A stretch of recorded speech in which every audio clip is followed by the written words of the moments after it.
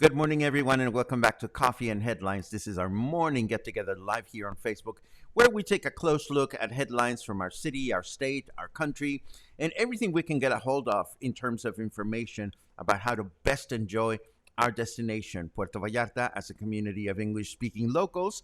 My name is Paco, and today is July the 20th. If this is the first time that you're joining us, grab your favorite beverage and sit around, keep us company, ask questions, get to know some really fun and crazy and wacky people that join us on a regular basis. The penis plant is a little closer, as requested, so you can take a good look at its beauty.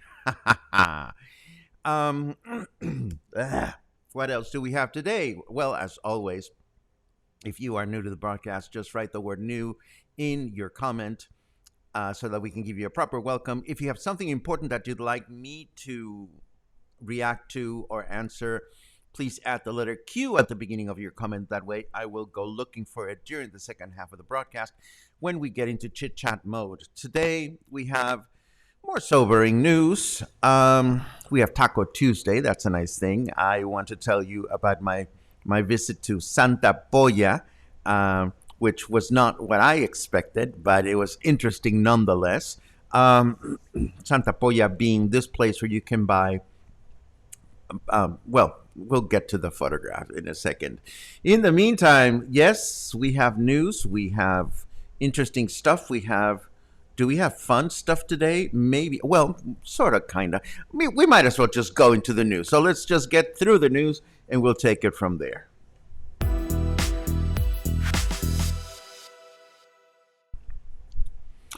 Okay, so this is an interesting development. Yesterday, we remarked that the federal government had not updated the national COVID-19 stoplight indicator, which I assumed was some kind of a glitch. They just simply did not get to the website. But as it turns out, federal health officials have indeed not updated the stoplight indicator. I mean, they have not updated their numbers. And if we learned of several states reverting to yellow, it is only because the state authorities chose to volunteer their own information to the public. Why is this relevant? Well, on the one hand, we learn from this article that we're looking at right now that the state of Jalisco, our state, has been in the mum. I mean, they have not said anything about whether we're still in the green or in the yellow or where are we. We also learned that Nayarit did go into the yellow zone, although we had not indicated that yesterday.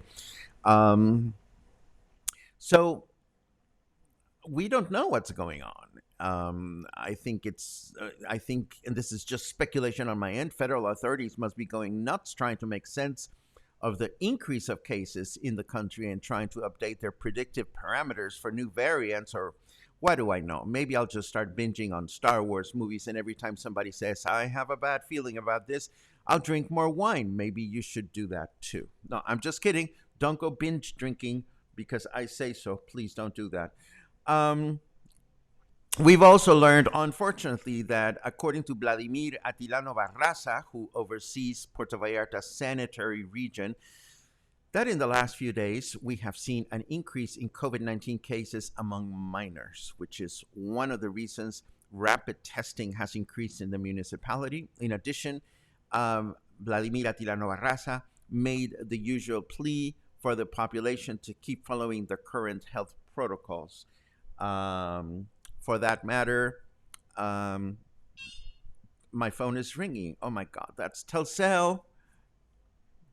Hold on. Let me go. Let me. I'll be. Give me just 1 second.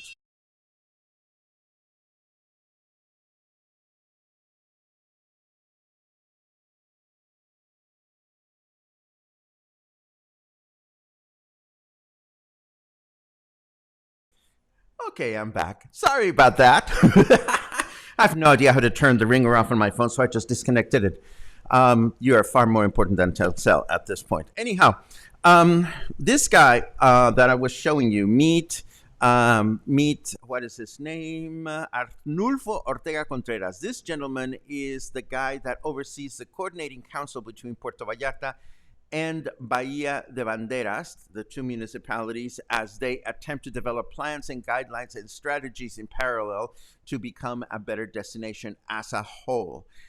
Well, Arnulfo Ortega Contreras has stated that the only way to lower the numbers of cases, the number of cases in lethality, if is there such a word, and morbidity, mortality of COVID 19 is to get vaccinated and follow the current sanitary protocols. I mentioned this because everybody that is getting interviewed by local reporters these days are saying the same thing. The only way to get rid of this is to get vaccinated and following the current sanitary protocols. He also went ahead to say that vaccines save lives, and we know this to be true, but unfortunately, there is no date in sight as to when more vaccines will be had, at least not this week. It's been almost 2 months um, since the first 50 plus population got its first Astra um, Zeneca shot.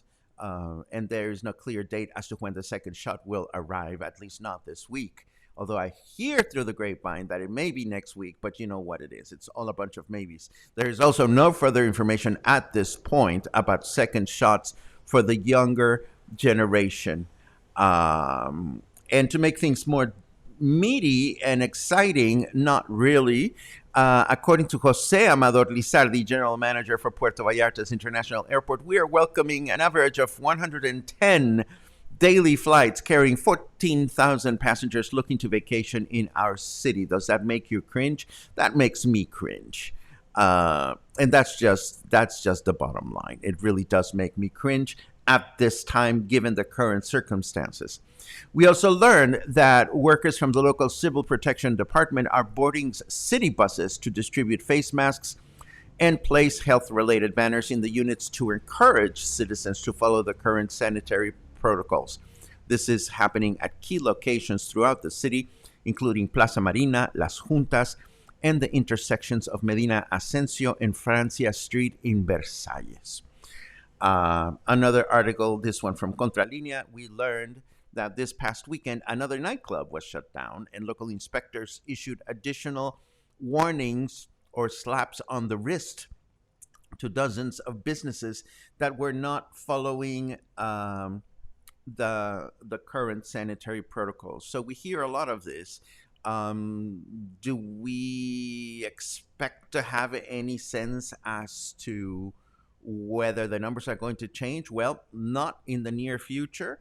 It's kind of like flying in the dark right now as far as having um, information to hold on to. So, for the nth time, and we're going to continue repeating this, the only thing we can really do is follow the guidelines. Take care of yourselves, take care of your cluster, take care of your loved ones, stay home, wear the face mask, and wash your hands, keep a safe distance. I mean, we know the drill. It's a no brainer. It's strange how it seems to be so difficult for tourists coming from north of the border. But let's not get started with that just yet. We'll rant about tourists in the second half of the broadcast. First, let's take a look at the weather just to see how things are looking for this week.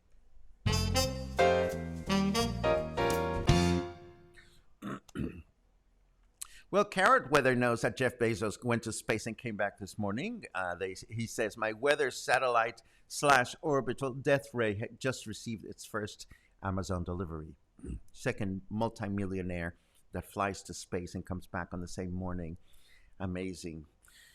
It is 28 degrees Celsius right now. It feels like 32. Our humidity is a low 77%. Although it was kind of like that number yesterday, and I was out walking around the city, and it was just not pretty. Our temperature in Fahrenheit degrees is 82, and our forecast for today is we can expect rain. We can expect rain in the evening and overnight, with a high temperature of 32, low temperature of 25. Wednesday, we can expect possible light rain in the evening. 31 is our high temperature, 21 is the low temperature. And on Thursday, we will have a humid and mostly cloudy day with a high temperature of 31, low temperature of 24. And that's what we have for weather.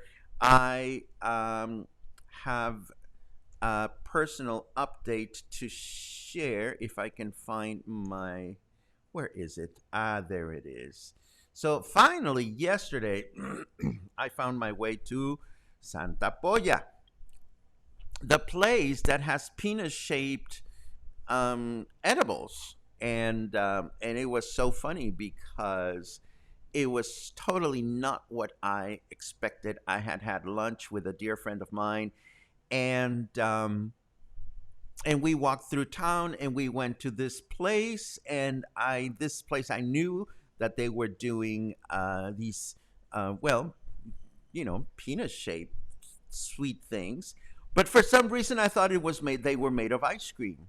So we had been walking around the city, and I thought to myself, well, this would be so refreshing to have an ice cream something. And what it is these are penis-shaped pancakes of sorts, and they're served warm, and they have a warm filling, and they have everything about them. It was warm. So they were yummy, but they were warm. And we enjoyed them at a time in which I was sort of craving and needing something cold, like a popsicle or ice cream. So that was my little adventure at Santa Poya. It was fun, and but it was not ice cream. So there you go. We may have said that they were ice cream made in the past, and they're not. They're just sweet, a rather pancake batter or something to that effect, stuffed with sweet chingaderas. And speaking of chingaderas, I also want to let you know that today the neighborhood of Coapinole is going to have some water interruption, according to CEPAL, today between 9 a.m. and 6 p.m. We can expect that there's going to be shortage of water in Coapinole. So there you have it. If you live in Coapinole, now you know. We also learned that we had announced that the Church of Guadalupe is preparing for a whole year of activities and celebrations due to its centenary. And they were going to start with a sporting event. And this sporting event is going to be postponed until September. And it's going to take place in September tentatively due to the current evolution of the pandemic. And that's pretty much the only bit of news that I have. So I think it is time. Let's see, what else do we have? Yes, it is time to dive into Taco Tuesday. So let us dive into Taco Tuesday, and then we can look through all your comments and take it from there. Taco Tuesday today is about this amazing restaurant, and it's going to surprise you that we're mentioning it because you don't think about this restaurant as a taco restaurant, and that restaurant would be, here it is, Ocho Tostadas. Ocho Tostadas behind the stadium is one of the most traditional time-honored seafood restaurants here in town. Look at how colorful the facade is. It is a beautiful place. It is nicely ventilated. It has high ceilings. and tables are spaced out in a very nice way. They have a great selection of all the traditional seafood fare that you've come to love and expect at a local seafood restaurant. They have a great selection of wines and cocktails. In fact, their menu has the same amount of cocktails and beverages as it has food. But you ask me, well, what about the tacos? Well, let me tell you that this place has one single taco dish in their menu, and it is worth going to it. And it is these amazing tacos made from freshwater crab. We call it jaiba in Spanish.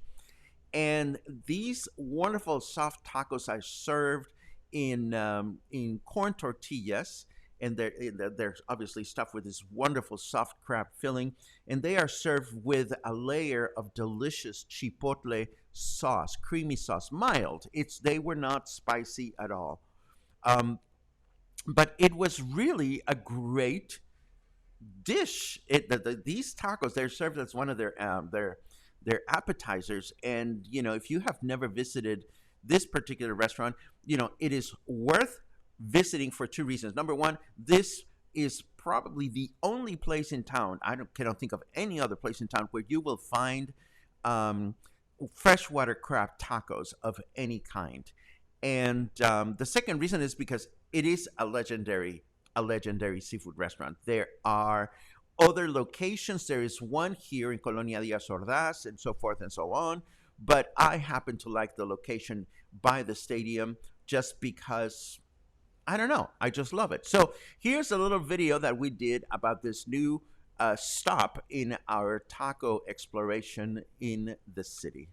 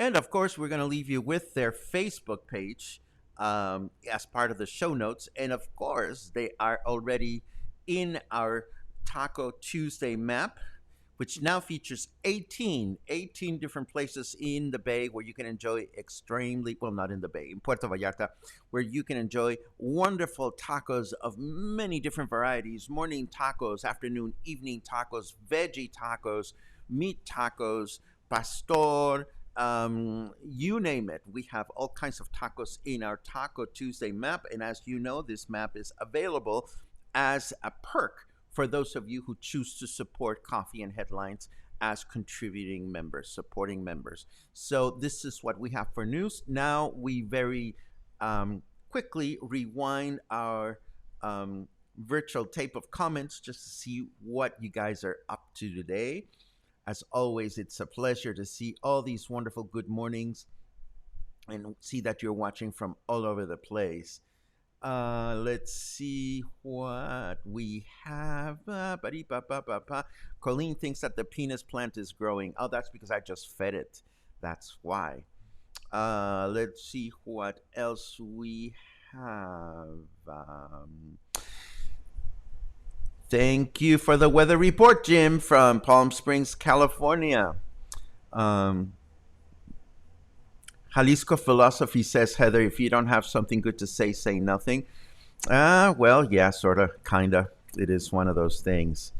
Um, Sylvie knows of a 5 year older that has COVID. This is so sad. How do we impress upon U.S. tourists that we must wear masks?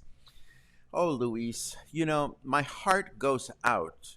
Seriously, my heart goes out to anyone that has to deal on a regular basis and for a living with entitled, unpleasant, obnoxious, ignorant tourists from anywhere. And I have to say, the ones coming from the United States are making some very strong impressions on some local friends that I have. How do we impress upon U.S. tourists that they must wear masks? I really don't know. I really don't have a good answer. Um, those of us that have the benefit of being able to stay away from that whole thing are fortunate because we can choose not to even think about it. But I feel strongly, I feel sad for people in restaurants, in hospitals, in stores, in hotels that have to constantly endure the unwillingness of these tourists to look beyond the tip of their nose and think about the well being of anyone around them. Um, I don't know, Luis. I really wish I did. Um, let's see what else we have. Um, mm, mm, mm, mm.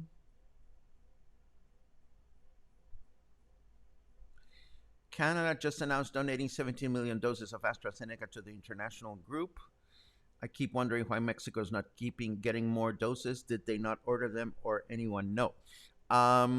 Mexico has been consistently getting shipments of vaccines, Joyce, and we're simply waiting to see how they're going to be distributed among the population.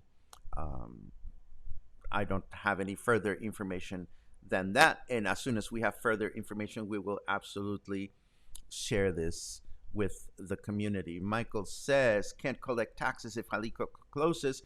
All about money, not health. They need more money for coffee dinners and new computers where they spent tons of money that was allocated for COVID and businesses. Thought I read it was 85 billion pesos. That doesn't sound good. Catherine suggests we handle tourists with pepper spray. It is very tempting. It is very tempting. But again, look at how horrible things can be for us if we engage tourists as civilians.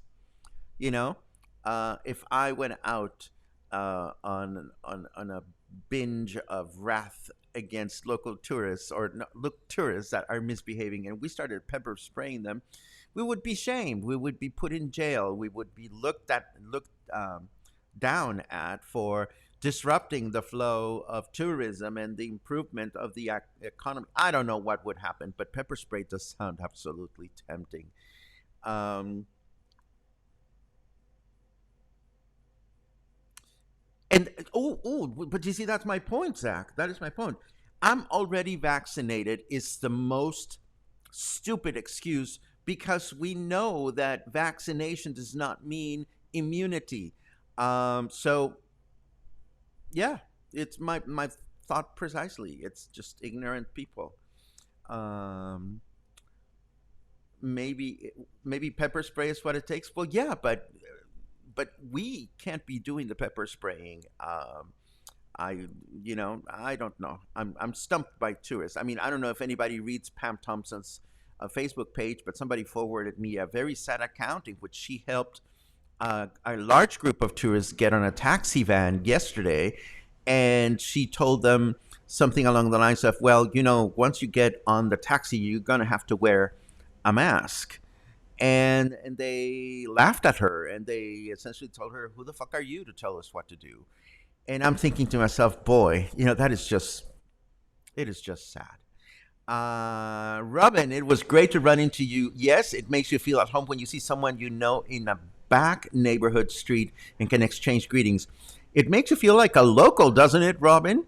I mean, when you run into local friends in unexpected places, it always makes me feel wonderful to be a local. Um, Then look at all the comments you have about Ocho Tostadas. Jill likes their mussels. Terry likes the fact that they have vegan options. Um, uh, Lynn likes the inside, and you're absolutely right, Lynn. It is just such a fun, festive restaurant. I like it because it's wide open. I mean, there's no glass on the window, so even though it can be a little warm, they had plenty of fans blowing in all the proper places. So it was absolutely yummy to be there. Ocho Tostadas has a killer seared tuna steak as well. Well, you see, that's a beautiful thing. You can go in for those tacos, and you can have all kinds of other chingaderas along with that. Um, let's see what else. Parim, pam, pim, pam, pam. Con el ejemplo, usen su tapabocas. Of course. I mean, we have to lead by example, says my sister from Mexico City. Mwah, hermanita. And I certainly wear my face mask everywhere I go. And I sure hope that we all do, we as a community, because that's what we do. That's what we have to do. Um, Suzanne loves this restaurant, and the craft tacos are already on my must list, on her must list. Absolutely. I don't know how frequently they change their menu, but I just love those tacos. They sort of remind me of distant relatives of Maryland crab cakes, but with a Mexican twist. But that's just me.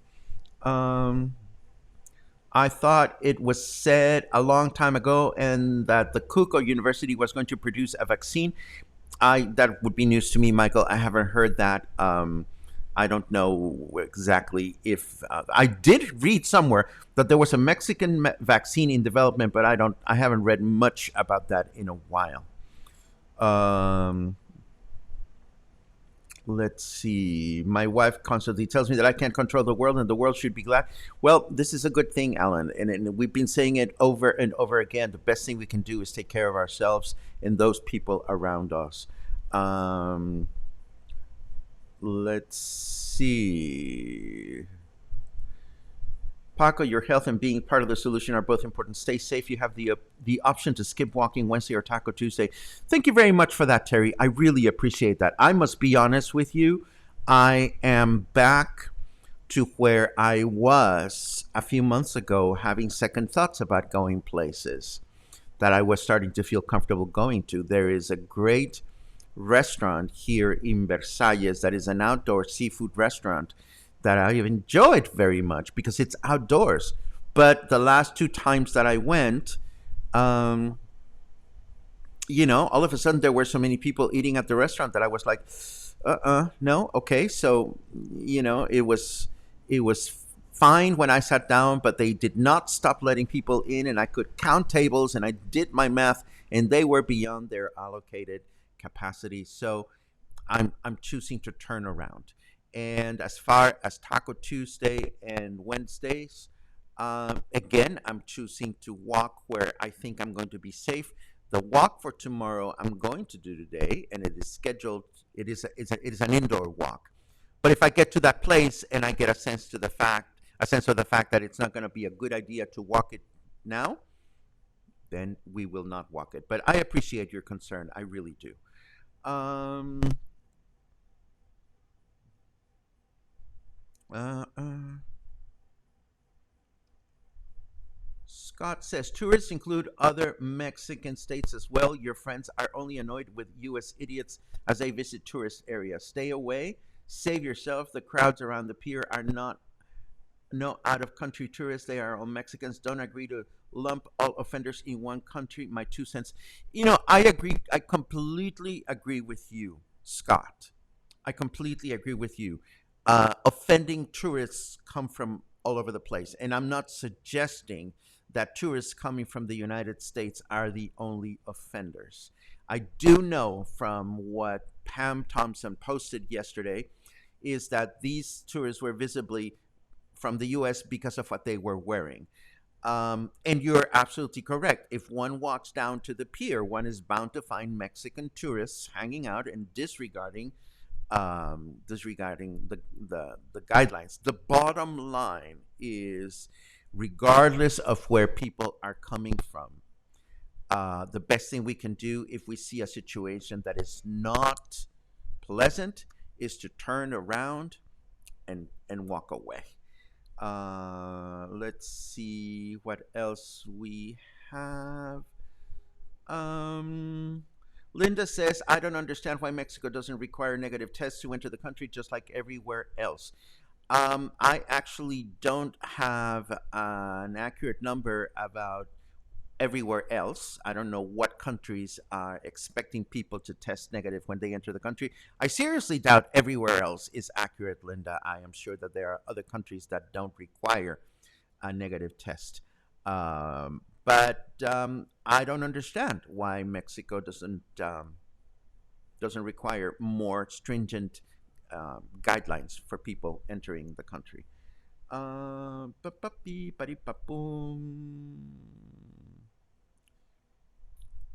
Oh, I hear you. I hear you, Terry. I hear you. I was going to get together with some friends this coming Friday at our local restaurant, and I am like, well, we can wait. We can wait.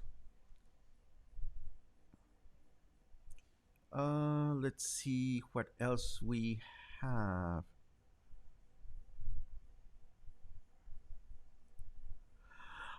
I I hear you, John.